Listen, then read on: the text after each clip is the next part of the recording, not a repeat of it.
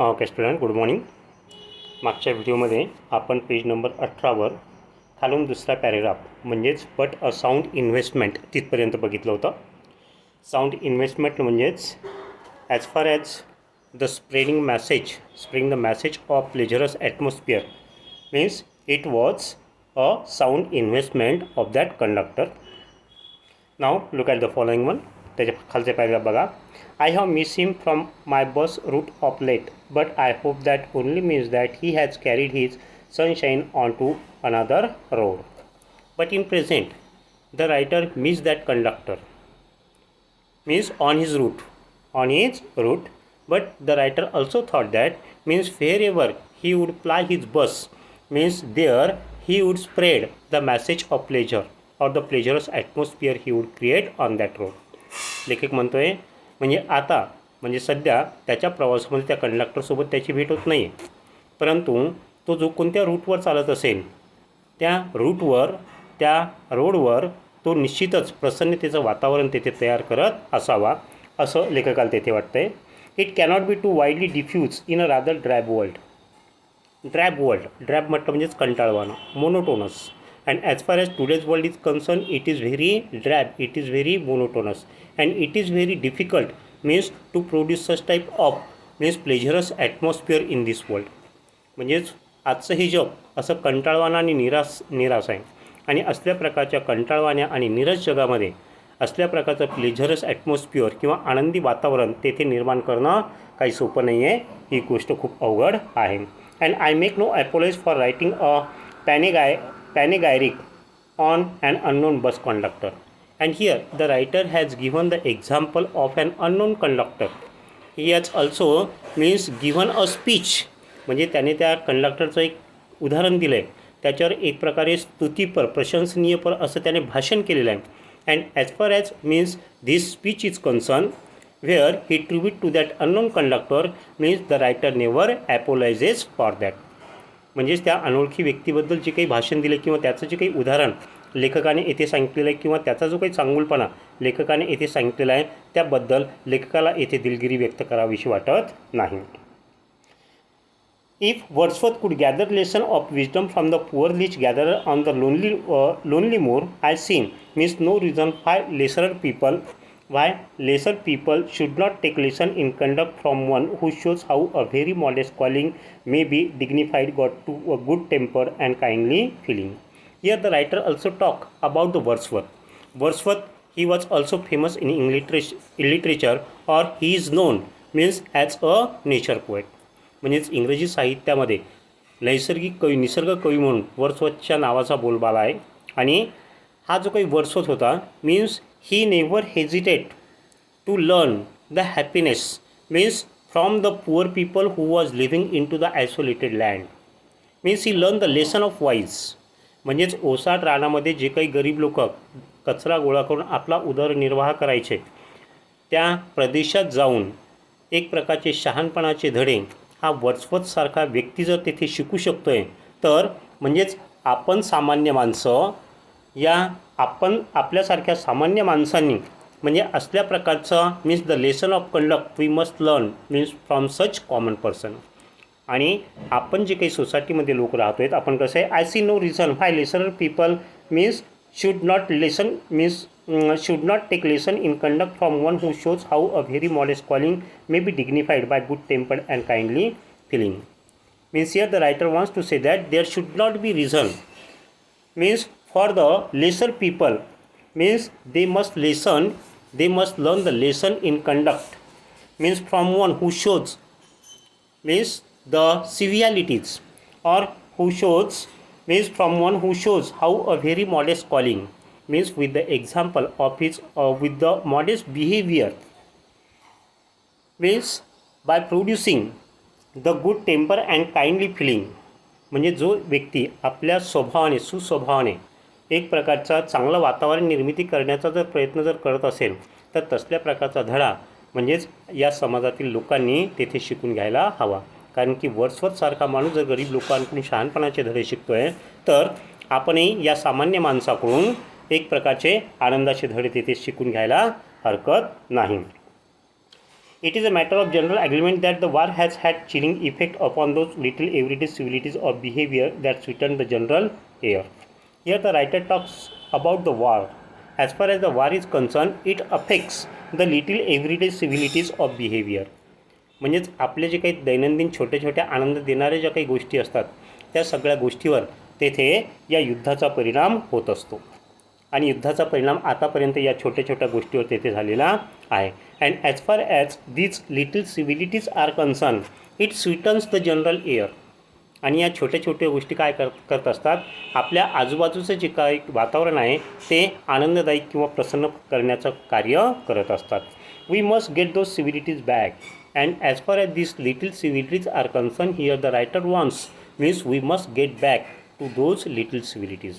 आणि ह्या ज्या काही बारीक सारीक गोष्टी आहेत की ज्यातून म्हणजेच आनंदमय वातावरण तयार होतं, तसल्या प्रकारच्या त्या गोष्टी आपल्याला पुन्हा मिळवायला हव्यात, आपण त्या मिळवायला पाहिजेत. If we are to make the kindly and tolerable for each other. आणि जर आपण त्या मिळवल्या तर आपलं हे जे काही जीवन आहे ते जीवन अतिशय आनंदी आणि सुसह्य तेथे होईल. We cannot them back by invoking the law. And as far as these little civilities are concerned, means we do not create it, we are unable to create it, means by invoking the law. म्हणजे कायद्याचा धाक दाखवून किंवा कायद्याचा बडगा दाखवून असल्या प्रकारच्या छोट्या छोट्या ज्या काही सिव्हिलिटीज आहेत त्या गोष्टी, आनंद देणाऱ्या गोष्टी आपण तेथे निर्माण करू शकत नाही किंवा अस्तित्वात आणू शकत नाही. तेथे उदाहरण पण दिलेलं आहे. The policeman is a necessary symbol. And as far as today's society is concerned, here the writer would like to say that means it is not a civilized one. It seems a uncivilized one, and in this uncivilized society means there is the need of the policeman in the city. There is the need of the policeman in the society, and rather than means as far as the police is concerned, it is the symbol of the society, and means there are the institution just means there is the law means it is the institution means to work means in such uncivilized society. येथे लेखक म्हणतो आहे the policeman is a necessary symbol. म्हणजेच आजच्या या समाजामध्ये आजचा समाज कसा आहे म्हणजे सुसंस्कृत नसलेला आहे. Means lower than the Angeles. कसं म्हटलेलं आहे, लोअर दॅन द एंजिल्स. आणि असल्या प्रकारच्या समाजामध्ये आज पोलीस एक घटक म्हणून काम करत आहे. तर and the law is necessary institution for a society. आणि म्हणजेच कायदे संस्था ही एक आवश्यक घटक या समाजामध्ये म्हणजेच आवश्यक असा घटक तेथे झालेली आहे किंवा संस्था ही आवश्यक आहे. That is still what lower than the angels म्हणजे सुसंस्कृत समाज. But the law can protect only us against material attack. But here the writer would also like to say that as far as the law is concern it protects us from the material attack or the physical attack. म्हणजे ज्यावेळेस एखाद्यावर शारीरिक हिंसा होते किंवा शारीरिक हल्ला होतो त्या परिस्थितीमध्ये कायदा तुमचं तिथे संरक्षण करू शकतो. But whenever means there is whenever there is the moral insult in that situation the law cannot do anything. आता कायदा म्हटलं म्हणजेच जर शारीरिक हल्ला झाला तर कायदा तिथे संरक्षण करू शकतो, परंतु एखाद्याचा जर नैतिक असा अपमान झाला तर नैतिक अपमानामध्ये कायदा तेथे काहीही करू शकत नाही. कायदा तुमचं संरक्षण तेथे करू शकत नाही. So but the law can only protect म्हणजे संरक्षण करणे the against material attack. Material attack म्हटलं शारीरिक हल्ला. Nor will the Lippmann's way of meeting moral affront by physical violence help us to restore the means civility. Means as the Lippmann tried to take the revenge of his moral insult by doing the physical violence. But as far as such activities are concerned, with the help of such activities we cannot means restore the civilities. म्हणजे असल्या प्रकारे जर बदला घेण्याचं जर काम सुरू राहिलं तर आपण तेथे समाजामध्ये एक प्रकारच्या समाज म्हणजे सृजनशील समाज तेथे निर्माण करू शकत नाही. I suggest to him. Here the writer would like to suggest the Lipman. त्याला तो सूचना करू इच्छितो आहे. Means instead of taking the revenge means as far as the way of taking the revenge of the Lippmann was concerned, it was against the law and it was not a proper one, it was improper one. And here the writer would like to suggest him that means he could take the revenge means of that passenger means with a elaborate politeness. म्हणजे अशा पद्धतीने बदला घेण्याऐवजी येथे लेखक त्या लिपमनला काय सूचित करू इच्छितो आहे की अशा प्रकारे त्याला लिपमधून बाहेर फेकून बदला घेण्याऐवजी तो अतिशय विनयशीलतेने किंवा नम्रपणे त्याचा बदला तेथे घेऊ शकत होता. ते कसा बघा ते. I suggest to him that he would have means had a more subtle म्हणजेच मार्मिक अँड इफेक्टिव्ह रिव्हेंज म्हणजेच बदला if he had treated the gentleman who would not say please with elaborate politeness. Elaborate politeness म्हटलं म्हणजे अति विनयशीलतेने तो त्याचा बदला तिथे घेऊ शकत होता. ही would have had the victory, आणि असं जर केलं असतं तर ही would have had the victory not only over the boule. आणि तसं जर त्याने केलं असतं तर त्याने त्या व्यक्तीवर, उद्धट माणसावरच विजय मिळवला नसता, तर म्हणजेच त्याने एक प्रकारे नैतिक विजय म्हणजे त्याने एक प्रकारचा आपल्या स्वतःवरही विजय मिळवला असता. आणि as far as that victory is concern it is called as the real victory. But over himself म्हणजे त्या उद्धट माणसावर त्याने विजय मिळवला नसता, तर स्वतःवरही त्याने विजय मिळवला असता. आणि तो विजय कसा ठरला असता, victory that counts and that would be called as a real victory.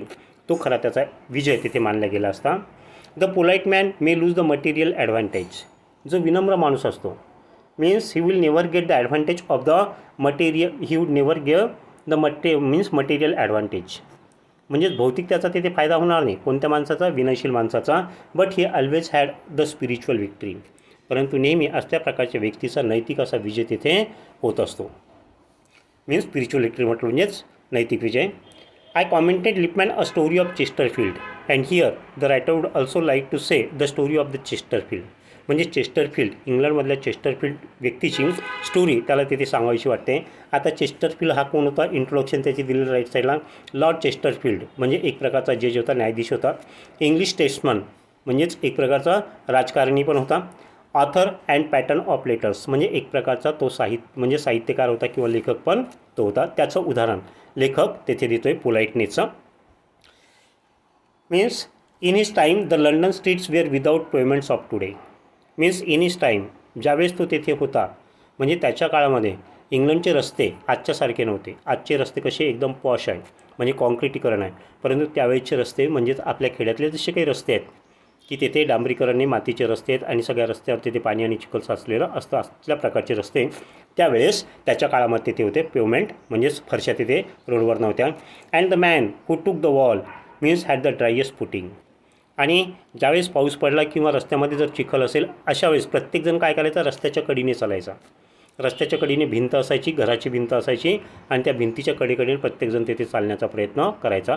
अशा वेळेस हा चेस्टरफील्ड एकदा चालत असताना driest footing. I never give the wall to scoundrel said a man who met Chesterfield one day in the street.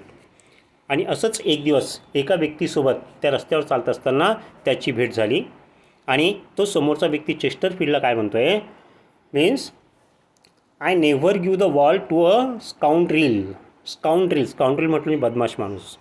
तर तो व्यक्ती चेस्टरफील्डला काय म्हणतो आहे की बदमाश लोकांना मी तेथे रस्ता देत नसतो, असं त्याने चेस्टरफील्डला म्हटलं. त्याच वेळेस चेस्टरफील्ड त्याला काय करतो आहे, तू देत नसेल बदमाश माणसाला तू रस्ता देत नसेल, परंतु मी रस्ता देत असतो असं म्हणून तो रस्त्याच्या खाली उतरला आणि त्या समोरच्या माणसाला त्याने रस्ता दिला.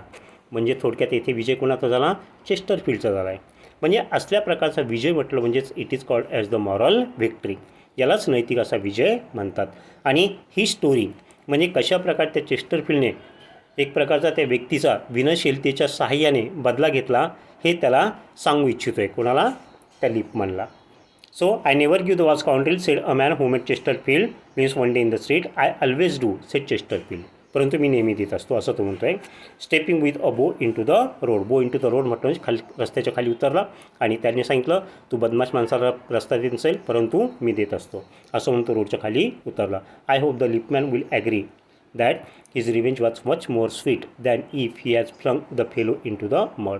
आणि येथे तो लिपमॅनला सांगतो आहे समोरच्या व्यक्तीला, जो व्यक्ती त्याला प्लीज म्हटला नव्हता त्या व्यक्तीला चिखलात फेकून देण्याऐवजी जर अशा प्रकारे त्याने त्या व्यक्तीचा जर बदला घेतला असता, त्या पॅसेंजरचा जर बदला घेतला असता तर म्हणजेच एक प्रकारचा तो त्याचा नैतिक विजय तिथे ठरला असता असं लेखक शेवटी त्या लिपमनला म्हणजेच सांगू इच्छितो आहे. आलं लक्षामध्ये. येथे हा धडा संपतो आहे. आता इथपर्यंतचे सगळे शब्द 2 फोटोकॉपी मी तुम्हाला तिथे या व्हिडिओसोबतच पाठवतो आहे. ते शब्द व्यवस्थित लिहून घ्यायचे. संपूर्ण धड्याचं शुद्ध लेखन तिथे लिहून काढायचं आहे आणि एकदा मन लावून तो धडा तिथे वाचून काढायचा आहे. In the next video let us talk about the activities. Got it? Okay, let us stop here. Have a good day.